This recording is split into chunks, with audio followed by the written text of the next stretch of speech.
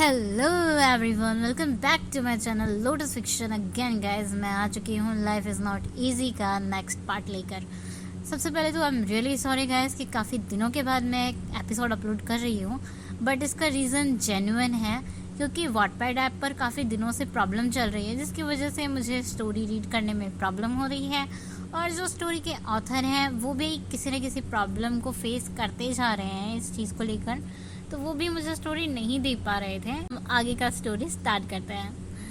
तो अब तक हमने देखा था कि वांग जी बाइक रेसिंग कंपटीशन में पार्टिसिपेट करने वाला था और दूसरी तरफ जो विंग है उसने अपना खाना पीना सब कुछ धीरे धीरे स्किप कर दिया था। अब मंडे मॉर्निंग को वांग जी अपने घर लौटता है। कैरामेली वांग जी को देखकर खुश हो जाती हैं।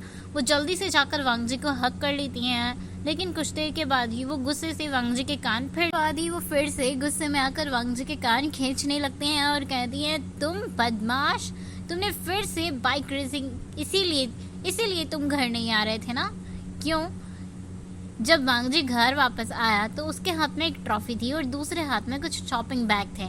जैसे ही कैरामेली ने ट्रॉफी देखी, वो समझ गई थी कि वांग जी ने बाइक रेसिंग कंपटीशन में पार्टिसिपेट लिया है और अब उसे जीत कर आ चुका है।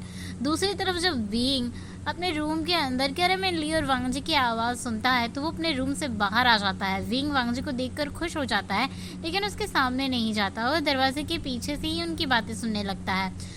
तो वांग जी अब वो अपनी मदर से कहता है, ओ मॉम, मुझे बाइक रेस कंपटीशन में जाना था क्योंकि मेरी सैलरी इतनी नहीं है और फ्यूचर में मुझे बहुत ज़्यादा पैसों की ज़रूरत पड़ेगी क्योंकि विंग की डिलीवरी का टाइम भी तो बहुत जल्दी पास आ रहा है और पैसों की ज़रूरत पड़ेगी और उसकी डिलीवरी नॉर्मल तो नहीं होगी, उसको सजेरियन डिलीवरी होगी ना, तो डिलीवरी के बाद भी तो उसके बहुत सारा पैसा खर्च करना पड़ेगा। बच्चे की ज़रूरतों के लिए मुझे अभी से ये पैसे बचाने होंगे ताकि मैं फ्यूचर में इकोनॉमिकली परेशान ना हूँ। लेकिन ये बात विंग को मत बताना, इससे उसे दुख होगा। तो आप हमसे इस बारे में बात कर सकते थे और तब आपको पता चलता कि विंग आपके लिए कितना परेशान है। उसने आपको इतने दिनों से नहीं देखा है, उसने खाना पीना भी बंद कर दिया और पता है बेटा, वो बस अपने रूम में ही बंद रहता है, वो रोता रहता है। कैरामेली ने जैसे ही ये कहा, वांग जी कहता है, क्या?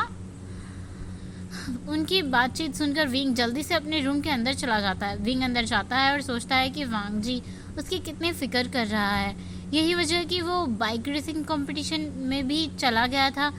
लेकिन कुछ देर के बाद ही अब वांग जी विंग के रूम के अंदर आ जाता है, लेकिन जब विंग उसका चेहरा देखता है तो वो चौंक जाता है। दूसरी तरफ वांग जी देखता है कि विंग का तो पूरा ही फेस पूरी तरीके से पीला पड़ गया था और उसकी आंखें भी सूजी हुई थी, वो काफ़ी ज़्यादा वीक लगने लगा था। तभी वांग जी विंग से कुछ कहना चाहता था, लेकिन वांग जी का फेस देखकर ही विंग अपना फेस दूसरी तरफ घुमा लेता है। तभी वांग जी विंग से कहता है, तुम उस दिन की सिचुएशन की वजह से नाराज़ हो? मैंने तुमसे माफ़ी मांगी थी, मुझे माफ़ कर दो, मैं ऐसे मिस्टेक दोबारा नहीं करूँगा। मुझे नहीं पता मेरे साथ क्या हुआ, मुझे वो मिस्टेक नहीं करना चाहिए था। वांग जी की बातें सुनकर विंग जल्दी से वांग जी की तरफ देखता है और कहता है कि मैंने कब कहा कि उस दिन के लिए मैं नाराज़ हूँ? मैं तो तुमसे इसलिए नाराज़ हूँ क्योंकि तुम मुझे बिना बताए इतने दिनों तक गायब रहे। ये कहकर विंग ज़ोर ज़ोर से रोने लगता है। उसे रोता हुआ देखकर वांग जी जल्दी से विंग के करीब जाता है और विंग को हक कर देता है और फिर विंग से कहने लगता है, ओ तुम इतना क्यों रो रहे हो? तुमने देखा है तुम्हारी आंखें कितनी सूजी हुई हैं और तुमने अपना खाना पीना सब कुछ स्किप कर दिया। विंग, तुम्हें ऐसा नहीं करना चाहिए था। विंग वो रोते हुए वांग जी को देख रहा था और मन में सोच रहा था कि उसके प्रेगनेंसी हार्मोन्स फिर से उस पर हावी हो रहे हैं।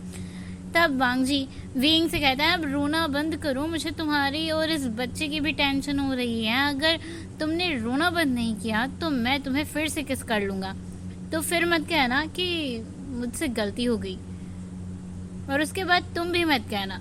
वांग जी ने चिढ़ाते हुए विंग से कहा।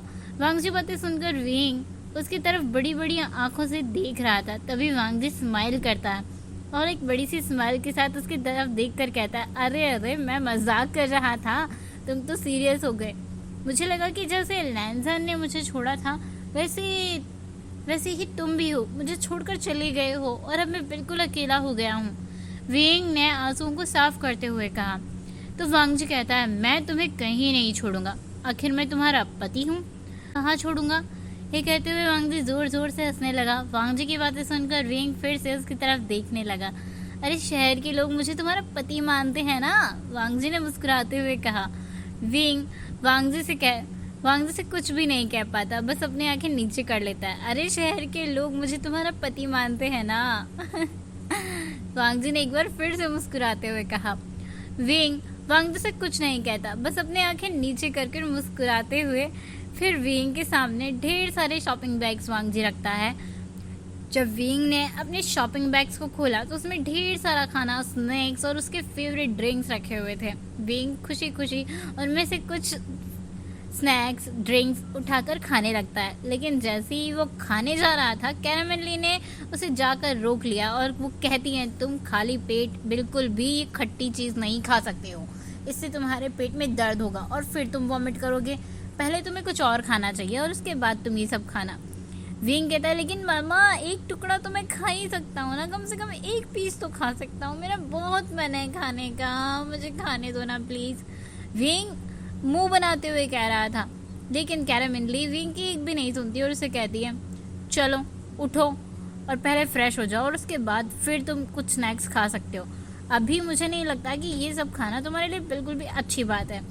कैरामेली विंग को डांटते हुए कहती है। तभी विंग कहता है, ठीक है मॉम। विंग तो मुंह बनाते हुए वहाँ से उठता है। बेचारा विंग का मुंह बिल्कुल भी नहीं था कि वो इतने टेस्टी खाने को छोड़कर जाए, लेकिन अब क्या ही कर सकता है। कैरामेली ने उसे छीन जो लिया है, हाय विंग के मुंह से ही छीन लिया। विंग का तो बैड लक है भाई, उसी के मुंह से छीन लिया गया। चलिए स्टोरी को कंटिन्यू करते हैं। विंग को एक भी पीस खाने के लिए नहीं मिलता। मुझे ये खाने का बहुत मन कर रहा था, विंग ने नाराज़गी से कहा। तभी कैरामेली से कहती है, मुंह बनाना बंद करो और चलो पहले कुछ और खाओ। वांग जी वो भी रूम से बाहर आ गया। मॉम, विंग ने अपनी हालत क्या बना ली है, पहले तो मैं उसे देखकर डर ही गया था। मुझे इतने दिनों तक उसे बिना बताए घर से बाहर नहीं रहना चाहिए था। तभी कैरामेली कहती है, हाँ और तुम उसे बात भी तो नहीं कर रहे थे, इसलिए वो ज़्यादा परेशान हो गया था। उसकी प्रॉब्लम नहीं है, इसीलिए वो सब प्रेगनेंसी हार्मोन्स की वजह से हो रहा है। उसके प्रेगनेंसी हार्मोन्स उसके ऊपर हावी हो जाते हैं। अब वो सारी लाइफ अकेला रहा है, किसी ने उसका ख्याल नहीं रखा, और जब तुम उसका ख्याल रख रहे हो तो उसे अच्छा लग रहा है, और मुझे ऐसा लग रहा है कि उसे तुम्हारे अंदर अपना हस्बैंड दिखाई दे रहा है।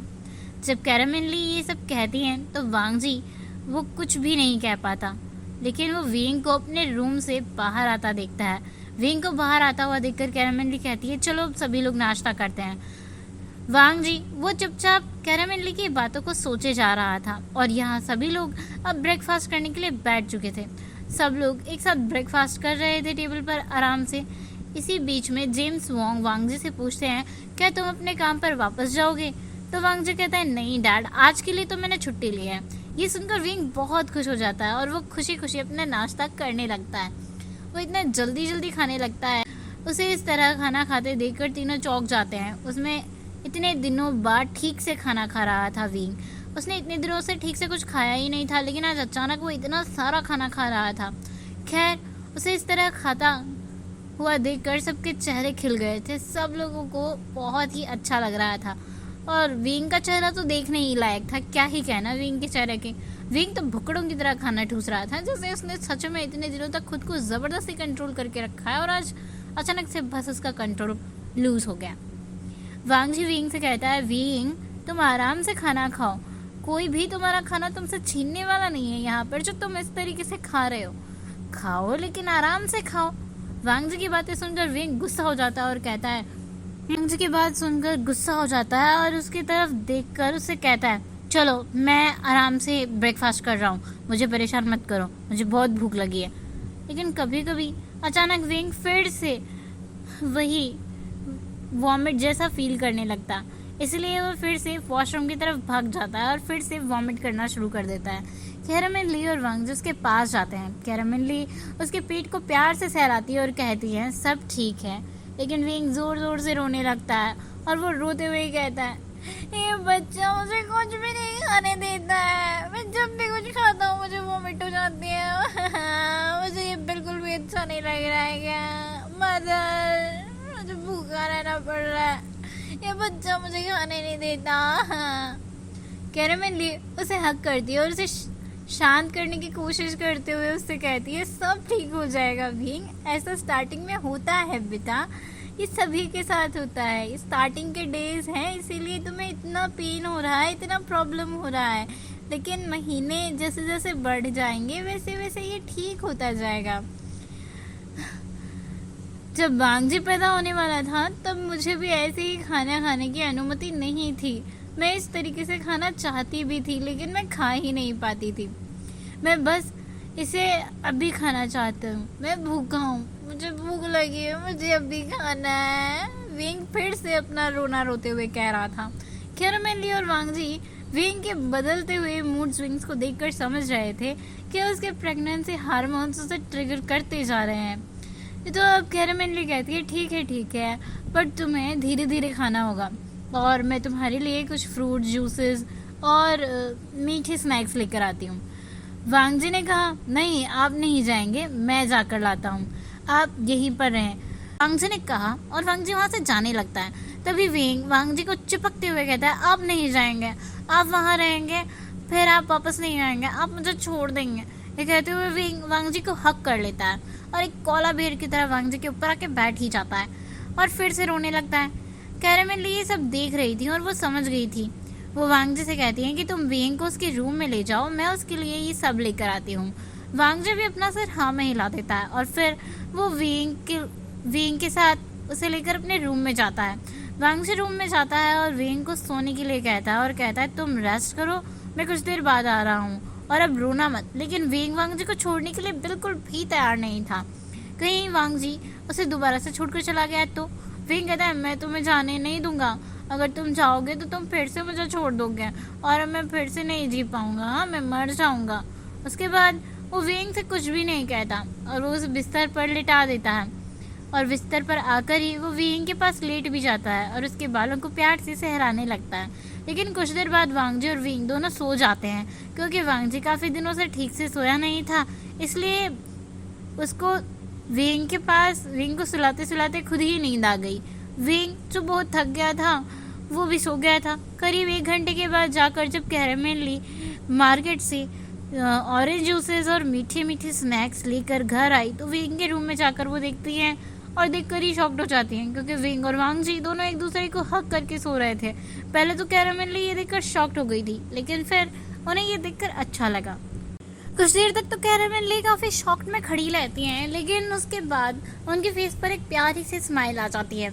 अब वो पूरा दिन वांगजी विंग के साथ टाइम स्पेंड करता है। विंग एक पल के लिए भी वांगजी को अकेला नहीं छोड़ता, जैसे कि वह उसे छोड़ देगा तो वांगजी उसे छोड़कर भाग जाएगा और उस चीज़ से ही विंग थोड़ा डरने लगता है। कैरेमन ली विंग की मेंटल कंडीशन को समझ रही थी। वो जानती थी कि विंग अपने हस्बैंड को खोने के बाद डिप्रेशन में चला गया है, इसीलिए वो अपने हस्बैंड को वांगजी में ढूंढ रहा है, लेकिन वो इस बारे में वांगजी से कुछ नहीं कहती।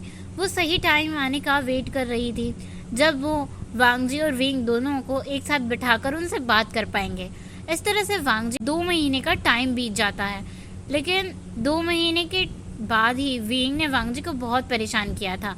अब वो बहुत ज़्यादा नखरे दिखाने लगा था। उसके तीनों नखरे बर्दाश्त करने पड़ रहे थे वांगजी को। कभी कभी कैरेमन ली और जेम्स वोंग को भी डांटता था। कभी कभी वांगजी उसको रात में घर आने का मन नहीं करता था क्योंकि वो जानता था घर पहुंचने पर विंग उससे कुछ मांग करेगा और अगर उसने वो पूरा नहीं किया तो विंग बच्चों की तरह रोना शुरू कर देगा। वांगजी को पता चलने लग गया था कि प्रेगनेंसी में लोगों को टॉलरेट करना इतना आसान भी नहीं होता जितना उसने सोचा था। भाई प्रेग्नेंट वुमन्स इनके नखरे उठाना कोई आम बात थोड़ी ना है। और फिर वांगजी ये सब बिल्कुल भी सहन नहीं कर पाता था। कभी कभी तो कैरेमन ली और जेम्स वोंग वो भी वांगजी को डांट देते थे। कभी कभी वांगजी को रात में घर आने का बिल्कुल भी मन नहीं करता था क्योंकि वो जानता था घर में जाते ही एक डेविल बैठा है जो उसे कुछ ना कुछ मांग कर परेशान करेगा और अगर उसने पूरा नहीं किया तो वो लिटिल क्यूट डेविल रो रो कर उसका पूरा सर खाना शुरू कर देगा। कभी कभी तो विंग को रोता देखकर वांग जी के पड़ोसी भी उसके घर में आ जाया करते थे और फिर विंग को सब लोग मिलकर चुप कराने की कोशिश करते थे, लेकिन विंग है कि चुप होने का नाम ही नहीं लेता था, मानो किसी छोटे बच्चे को उसके पेरेंट्स ने डांट दिया हो और उसके बाद उस बच्चे ने रो रो कर मोहल्ला इकट्ठा कर लिया। विंग ऐसा ही करता था। फिर वांग जी लास्ट में जाकर विंग जो भी डिमांड करता था वो सारा सामान लेकर आता था और विंग को देता ही था। अरे भाई, वांग जी को देना पड़ता था लाकर। वांग जी को तो पूरा खानदान याद दिला देता विंग रो रो के, तभी तो वांग जी को जाके लाना पड़ता था। अब वांग जी लाकर जब देता तब जाकर विंग का रोना बंद होता। सो गाइस, आज के लिए बस इतना ही। हम लोग मिलेंगे नेक्स्ट पार्ट में। तब तक के लिए आप सब अपना ख्याल रखें, ध्यान रखें, सेफ रहे और अपने प्यारे प्यारे कमेंट्स करते रहें। Thank you so much for watching and good night.